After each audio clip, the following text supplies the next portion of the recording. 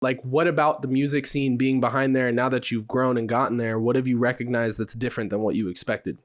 Well, everybody always says that the whole music industry is fake and that everybody's a snake. Right. And I mean, there's definitely a lot of that, but it's not like everybody. It's not, there's not even a lot of people that are going to genuinely try and do you wrong, except for when you start getting into the big corporations, and then it gets a little shady. But as far as like artists you meet and stuff, I was shocked to see how many of them are genuine people, and you know, they're so intelligent and nice and everything's positive and good. So you met with Sharp. Mm-hmm. That's how long? boy. Like, does Sharp go back, or like, are you guys recently getting in touch? So Sharp kind of, he definitely goes back. Okay. But not so much in person. I mean, we met him in person. Were you there with the first time I met him?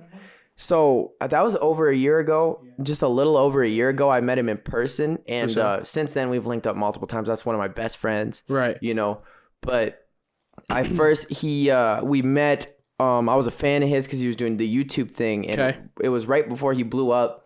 And I hit him up and was like, "Yo, like, your beats are dope.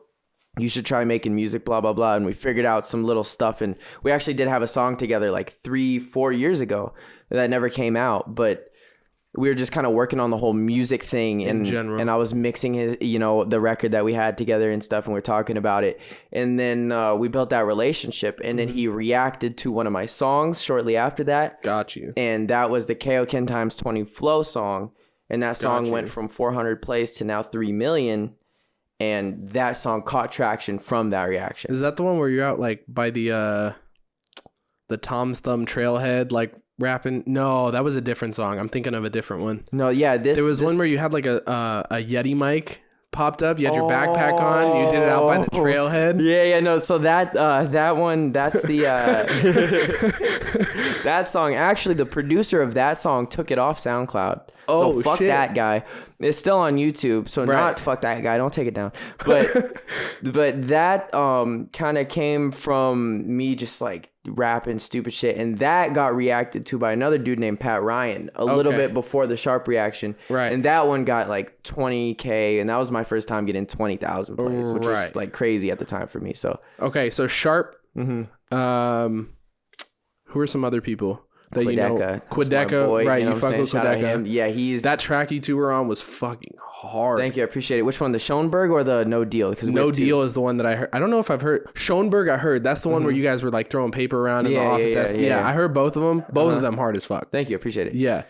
Yeah. So Quideka. That's one of my boys. He's done so much for me. I really appreciate him, you know. Right. Quideka, Sharp, shout out like Ego Vert and shout out Kill. I know they got a little beef or whatever going on right now, but shout out that whole movement out there. Right. That's Dante all out in LA. No, that's in Virginia. Okay. So they're over there doing their own thing. Okay. I'm Dante, of course. Everybody knows boy, I'm Dante. You know, bro. If you fuck with hip hop, you know Dante. Right. He's shown me so much love. And then Lael Hansen, which she's kind of been MIA lately, so I hope she's all right. That's a whole different scenario, but she, shows a lot of love. And she's shown a lot of love. And yeah, I mean, there's tons of other people that I'm probably forgetting, but those are the ones that come to mind when I think about people that have just, shown me love and treated me like an equal, even if our numbers are so drastically different. Right. Yeah. And then Lael and Dante, were they just like, did they just come up on your music and toss a reaction and that's how that happened? Or did you guys connect prior to? With Dante, both are pretty interesting stories. So the whole Dante thing came about because, again, I was just a huge fan of him and I was in his live streams all the time. And he started to recognize me, and so he made me a mod for his live streams, which is crazy because actually when he was playing with X, they played Fortnite together. Right. And I got to be a mod in that stream was just like a legendary moment for me because it was cool to be a part of that because now, rest in peace to X, we can cherish that memory. Right. But I was just, I was a mod, and so he kind of saw me a lot and got used to me and then just started showing me love out of nowhere. Like, he's just the most selfless person. And you can see it through the videos too, bro. I swear. Started showing me love, and then we got to talk, privately through the DM and everything, and he was just showing me love, putting me on his story and giving me inspiration and everything, which is just nuts. And then Lael, you know, I always was just active in her community as well. Right. And then out of nowhere, one day she just DM'd me and was like, thank you for all the support. And that shit was like, whoa. I remember I was walking my dog. I almost let my dog go. I was just like, what the fuck? You know, it blew my mind. And we kind of just, you know, I talked to her a lot after that and we built that relationship. So right. Both pretty cool stories, but yeah, very, very unexpected, both of them.